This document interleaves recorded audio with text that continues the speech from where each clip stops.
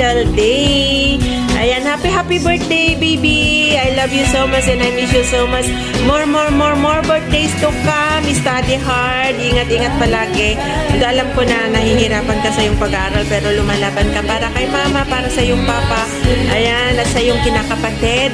Laban lang. At alam ko na matalino ka, anak. At alam ko na malawak ang iyong pangarap. Ayan, happy birthday. I love you so much and I miss you so much. Konting tiis na lang, magkikita na tayo. Alam mo naman yan na once na umuwi na ako,